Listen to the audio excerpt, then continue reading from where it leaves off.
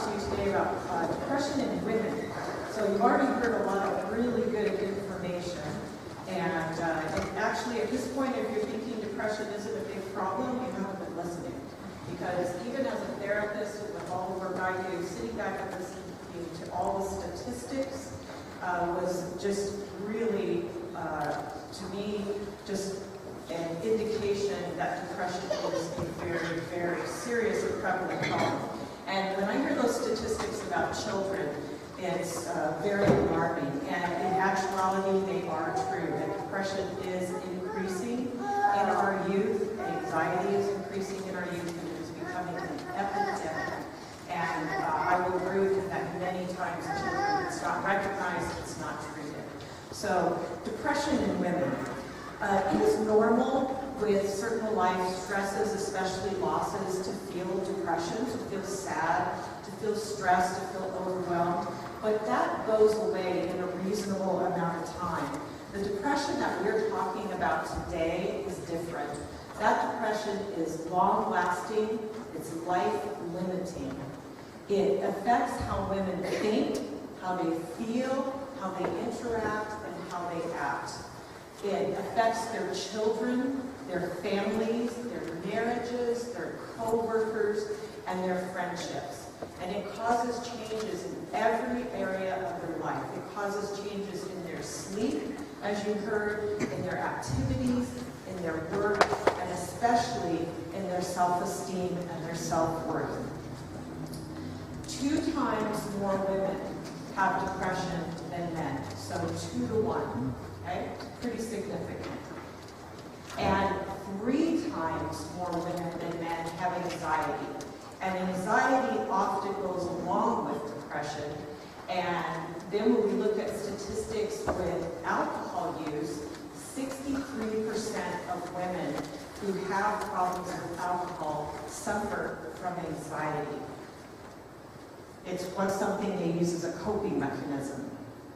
Now, 2 times more women having depression, the question is why? There's likely biological, psychological, and social reasons. The biological reason, the first way that women are different than men is what? Hormones, right? So hormones in and of themselves don't cause depression, but it is likely that the interaction of hormone, and especially hormonal changes, is what is linked to depression. So now with PMS, or premenstrual syndrome disorder, women often get, for a very short time, days or maybe a week, or the most extreme 2 weeks, irritable mood changes, cranky, kind of feeling uncomfortable, feeling bloated, feeling a little bit different than they normally feel, but they're not seriously depressed. When you have depression that's associated with premenstrual changes, it is called premenstrual dysphoric disorder, and it can even be severe enough that you have suicidal thoughts. Now, same thing in pregnancy. We all know that women that are pregnant are emotional, right? But not necessarily depressed. So if depression comes along with pregnancy, then we're looking at perinatal depression. Then after the baby is born, it's obvious women are exhausted, they don't get to sleep, their body goes through significant hormonal changes giving birth, especially if they're first-time moms, they might be anxious, feeling insecure, feeling like I don't know how to take care of this baby. All of those changes can end up causing what we call the baby blues. And that is often maybe 2 weeks, at the most a month. But if the depression is severe and it continues, then we're looking at something more severe that's called postnatal depression. Then there's perimenopausal or menopausal depression. Now, it is a myth that it is normal to be depressed during when you're going through menopause. Depression is not a symptom of menopause. Symptoms of menopause are mood changes, sleep problems, hot flashes, things like that, but not actually depression. So if you have depression during menopause or prior to menopause, it's actually considered menopausal depression. Now, my working with women, it's very interesting to me. These symptoms that I just told you are not shocking to you, any of these that go along with women's hormonal changes. And yet, women, when they're experiencing them, do not first and foremost think, oh, I'm depressed. You know what they think? They think something's wrong with me, and they feel responsible for it. They blame themselves. They don't first go to that feeling of, I must have I must have some type of depression. My hormones are overworked. Women going through menopause who are crying, who are super sentimental, who are just feeling really down. Their first thought isn't, I wonder if I'm depressed. Women are very good at caretaking for other people. They are not really good often at caretaking for themselves and giving themselves the benefit of the doubt. Their first thought is to feel bad about themselves, to have low self-worth, to think something's wrong with me, I can't hold it all together, I'm not right. So often I have to say to a woman, do you understand that this crying, this tearfulness is related to menopause? It's normal, it's okay. Or do you think you might be depressed in addition to everything else that's going on? That is not the first thought that they have. Now, genetics. Genetics is a factor in some depressions, and it is more linked to depression in women than it is to men, especially between 15 and 30 years of age. And then chronic illness. More women have autoimmune disorders, things like fibromyalgia, arthritis, lupus, maybe related to stress issues, maybe related to hormones. But more women have autoimmune disorders, and autoimmune disorders are linked to depression, especially when you have chronic illness. It's very difficult. The life changes and adjustments that have to be made with chronic illnesses are significant. Then we get into psychological factors. How do women deal with depression? Women actually tend to do what's called ruminate, which is to obsess on or think about the depression. They talk about it more. Men tend to distract themselves. Now, when they do research, ruminating, not any surprise, increases the depression symptoms. Distracting yourself actually decreases the depression symptoms.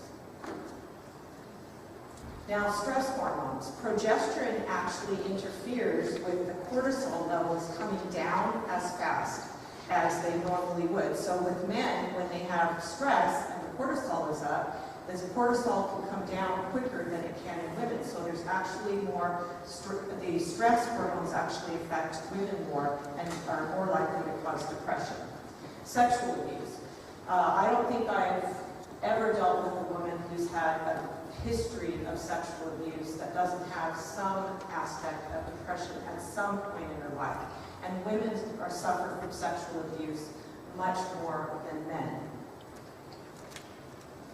Negative body image. I teach a whole class called Truth in the Mirror, which is looking at self-image in women.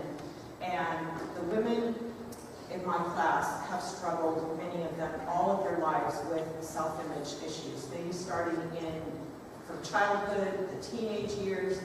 As women, they take it upon themselves that it's their responsibility for the success of their family. If there's something that is going on in their family, I've had women sit there with tears in their eyes and say, my self-worth is 0 because my husband left me for another woman, and it's my fault because I wasn't good enough.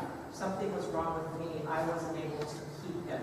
So that body image starts when? Unfortunately now, it probably starts at about 5, 6 years old. We already see eating disorders in very young girls. We have the implications in society for our media that tries to make this perfect woman, this perfect body, this forever youth, has serious effects in the self-image of women throughout their lives. Unfortunately, like I said, it starts very young with those girls looking at those perfect airbrushed models on TV and comparing themselves. Women compare. They compare themselves to other women constantly.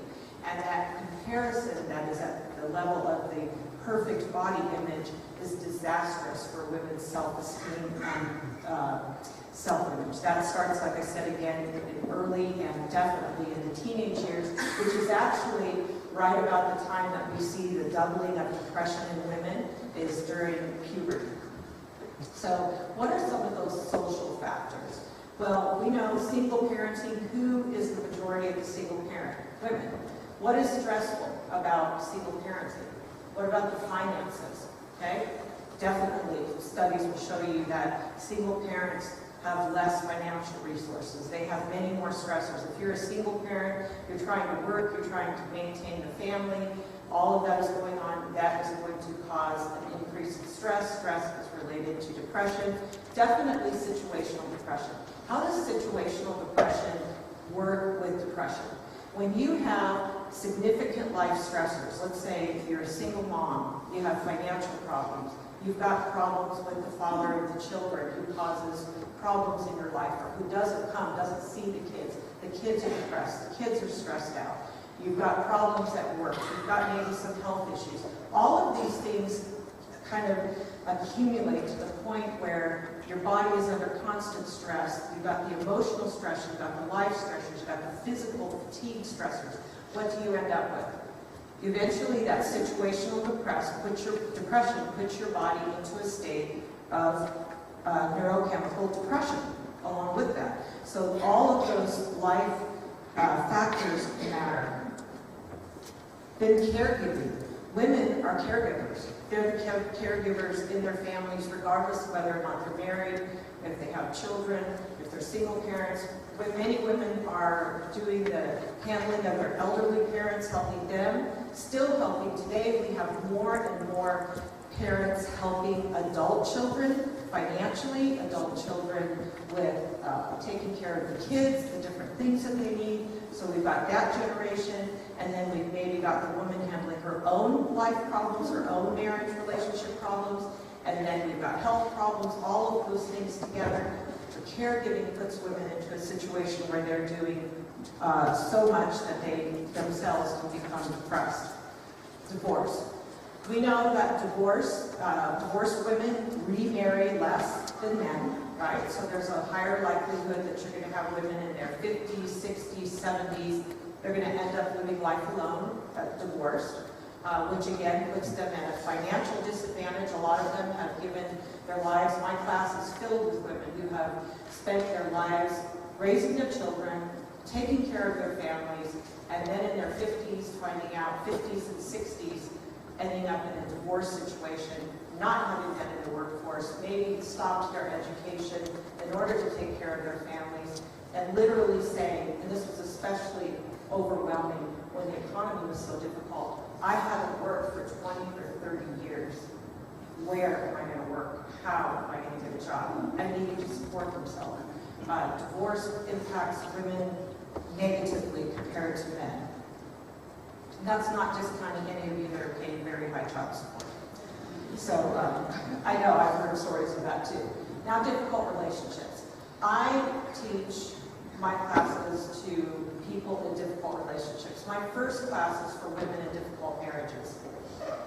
That class, women come in, women that are in their 20s, but mostly in their 40s and 50s and 60s, that have been in difficult marriages for 20, 30, 40 years. What does that mean to be in a difficult marriage for 20, 30, or 40 years?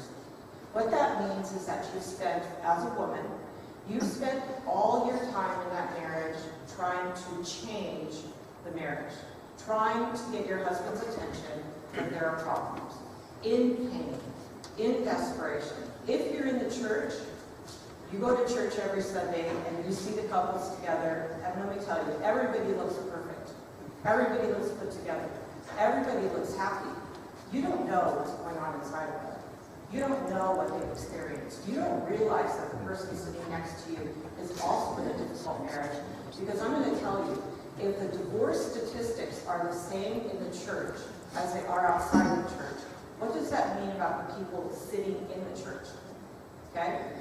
I actually went back to school and got my counseling degree after I wrote my first book, which was 10 Life-Saving Principles for Women in Difficult Marriages. I did my practicum and my internship in this church under the counselors that we have, Bob Newman and Mike McDonald. And I'm going to tell you that my colleagues that I went to school with, when we got together and compared our caseload, I said, I have the most fantastic opportunity to do my practicum and internship in this church. Because I'm going to tell you, I dealt with every single problem there was. There is no problem that affects marriages that is not in the church. It is startling, but it is true. And for people that go to church knowing that they're in a difficult marriage and looking around thinking that they're the only one, what do you get? You get isolation. You get isolation where you can go to a Bible study. I myself was in a difficult marriage, which is what started my whole, my husband and I are married 39 years, he's here. We had a very difficult marriage for quite a while.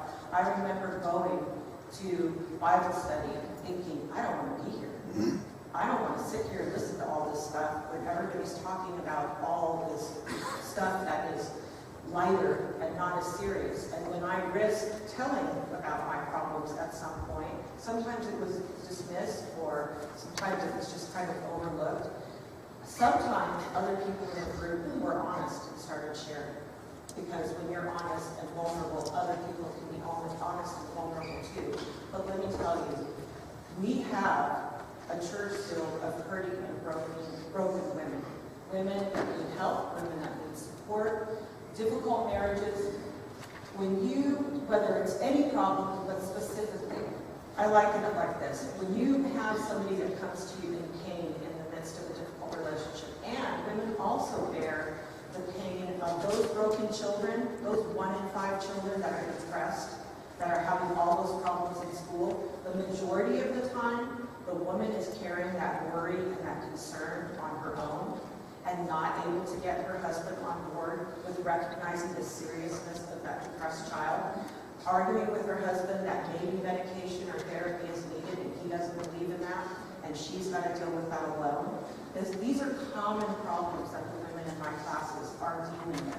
So those women are carrying that burden of those difficult relationships and those children that are hurting and those broken marriages on their own backs, trying desperately to get their husbands to listen. And the longer they do that, what do you think happens after 10, 20, 30 years?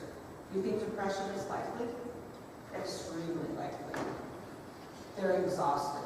And then they take, like I said, multiple roles. They'll be caretaker, mother, daughter, friend, they're doing grandma, they're doing all kinds of things. What are some of the signs that you would see? If you're in the church working, if you're involved at any level with women, what are some of the signs that you would see just watching a participant in one of your classes? Well, if you've got somebody whose attendance has been pretty good, and then all of a sudden they're not coming, they're dropping off, they're very inconsistent, you might want to ask why. Sadness and tearfulness. I have classes, I've dealt with thousands of women in difficult marriages, difficult relationships. And I can talk to someone and often pick out the ones that really are struggling with depression on top of all the other problems. There's a overwhelming sadness, tearfulness when they're talking, tearfulness when they're telling you their problems. All these put together. A flat emotional affect. What does that mean? You're not smiling.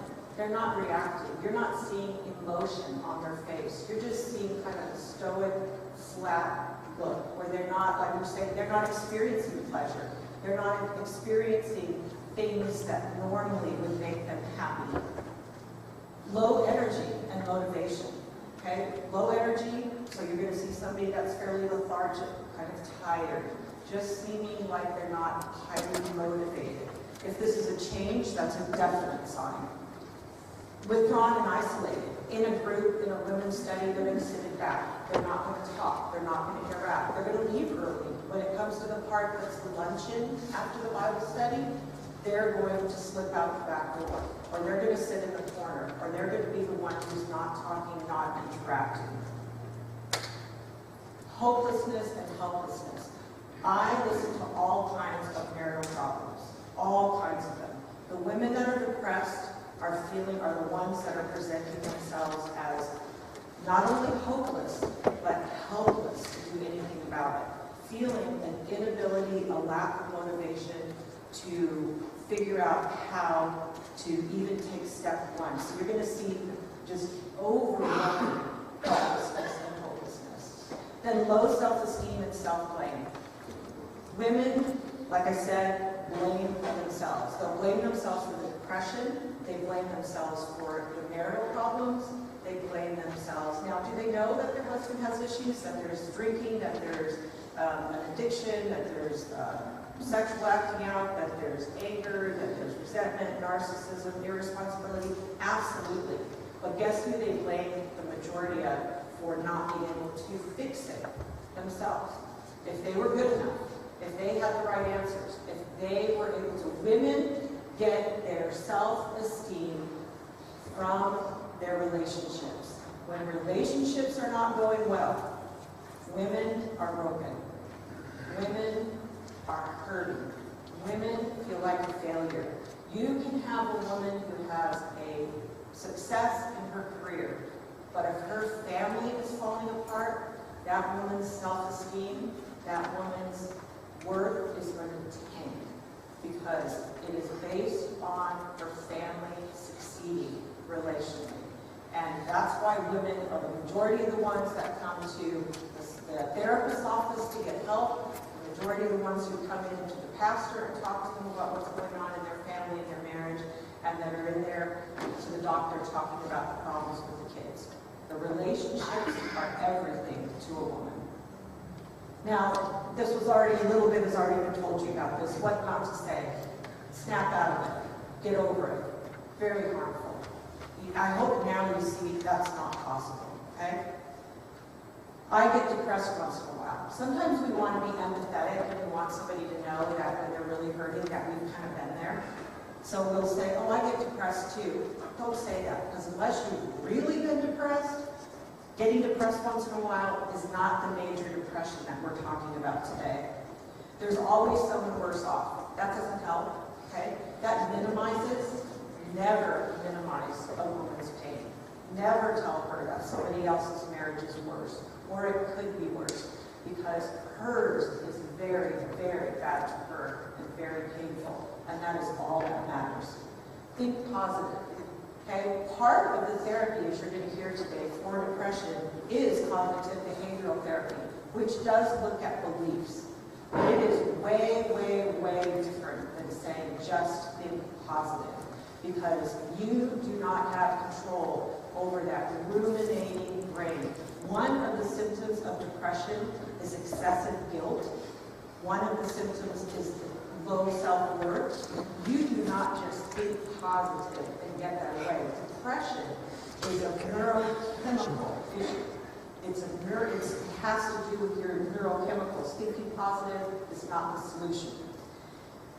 You're crazy, weak, or nuts. That's the stigma with depression. You cannot say that, because what that does is it minimizes it. It tells somebody that it's not real.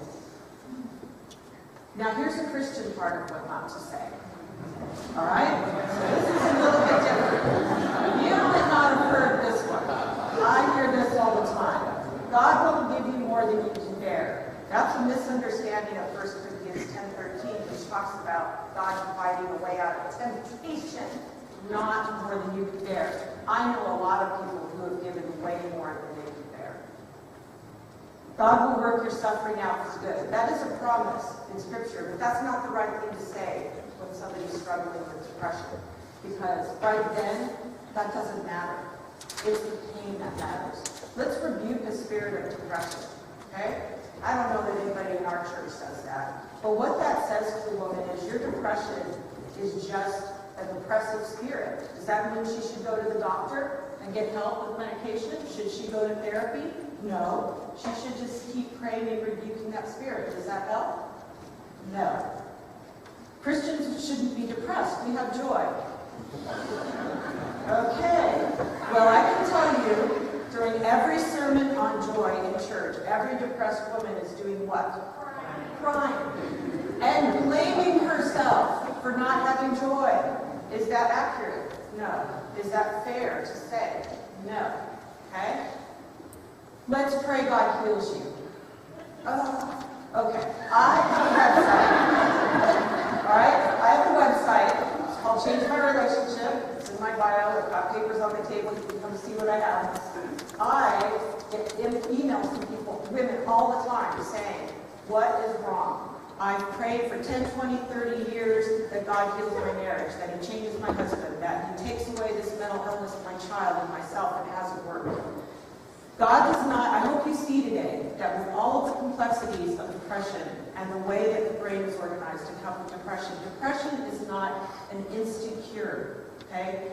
God does not take our memories of our past and our trauma out of our mind. He doesn't take the experiences that we have.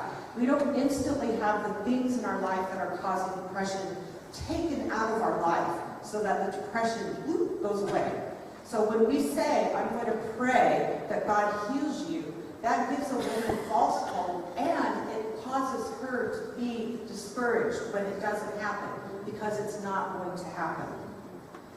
What to say? This must be really hard. That's very affirming and validating. How can I help? That's open-ended. She gets to tell you what she needs most when you say, how can I help? You aren't alone. I'm here for the long haul. You aren't alone, I'm here does not mean you never talk to her again.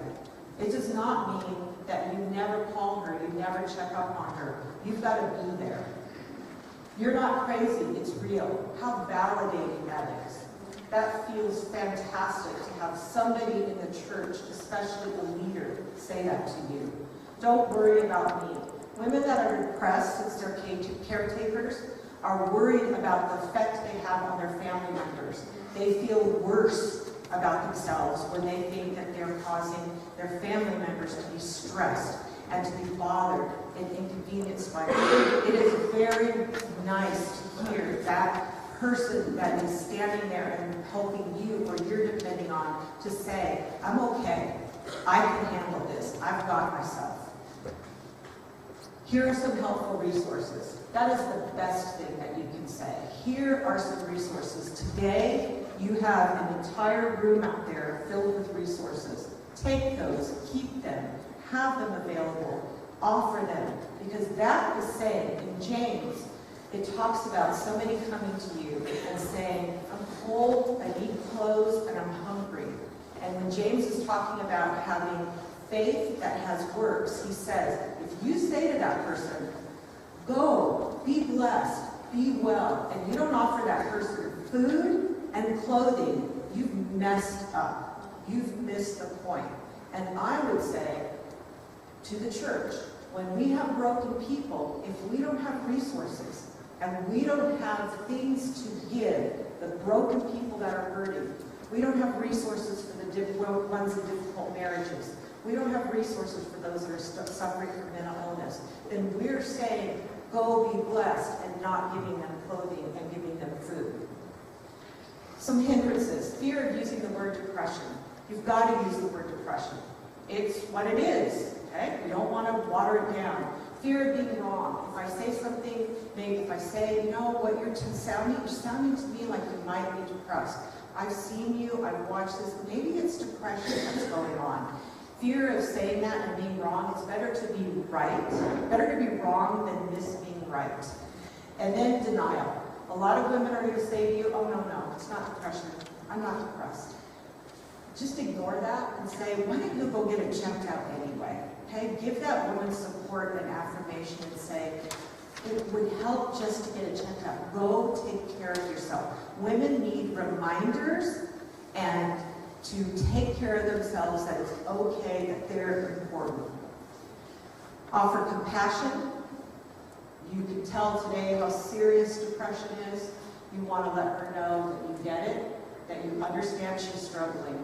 Support. Support might be something practical. If you've got a woman in your life, a sister, a friend, that is depressed, you might say, let me take care of your kids while you go to your therapy appointment. Let me help you look for a therapist. Let me make some calls for you. Let me make you dinner once in a while. And to your best friend or a good friend, I'm coming over to pick you up and we're having a girls' night. That's it. You're not saying no. There was a group of women that were in my classes that stayed friends, and one of the women was very depressed. And we would have group get-togethers, girls' night out, and this woman wouldn't come.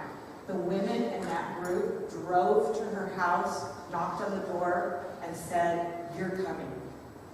And they took her, and they brought her, and they had her be there. They had her back. They let her know that that depression was not going to keep her from being a part of that group. Offer objectivity. Listen to her story from her point of view. Don't have the answers. Don't tell her what's going on. There is a lot of pain. I'm going to tell you the variances, the difficult marriages and relationships out there. There's so many. Each woman has her own perspective and her own experience, and she needs a voice, and she needs to be heard. And then detachment. What is the main reason that people stop helping someone that is depressed? You want to know why? Because it's depressing to be around somebody that's depressed. I'll be honest. It's hard.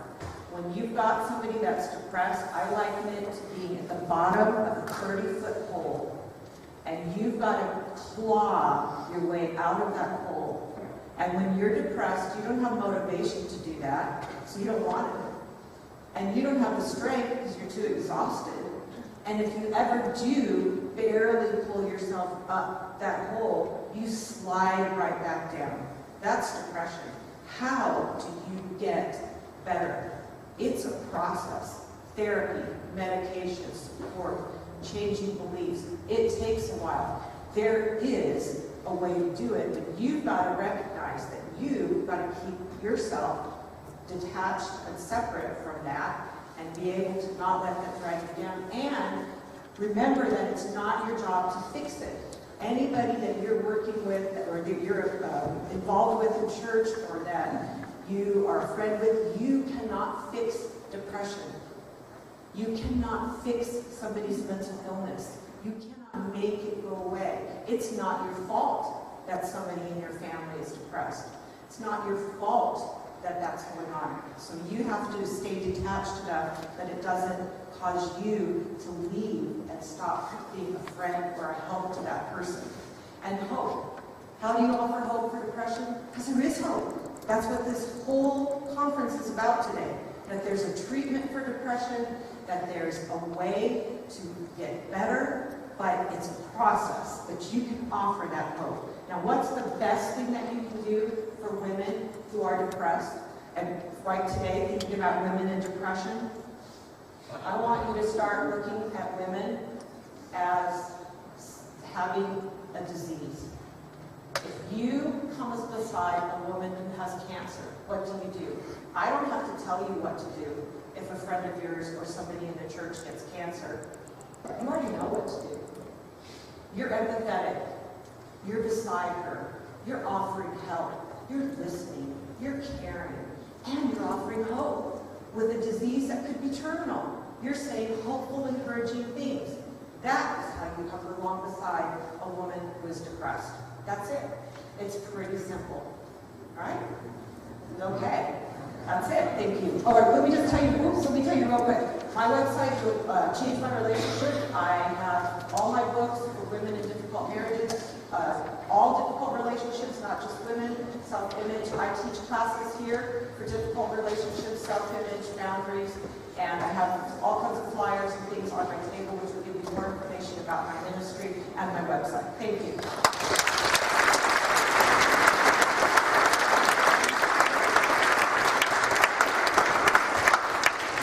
Thank you, Carla. I've had more than one conversation, and I'm sure some of you can echo the sentiment of the value of what Carla offers, especially to the ladies in our church and our community. I know as a pastor, one of the things that I read some time back, the churches are ill-equipped to handle, especially this particular, I was talking about marriage, but ill-equipped to handle the problems that are brought to them. The argument in this article that was in Christianity Today was because by the time it gets brought to the leadership or to someone for assistance, it's so far beyond their reach. What has happened is now needing counselor, needing something further. And I think one of the things I want to say here is the sooner we respond and acknowledge that there's an issue, the more likely we are to get some assistance in that problem. The longer we wait, the harder it gets, the worse it gets, the more difficult it is to get the assistance we need to get help. So part of this day is informational, part of it is resource at the table there, part of it is interaction with one another.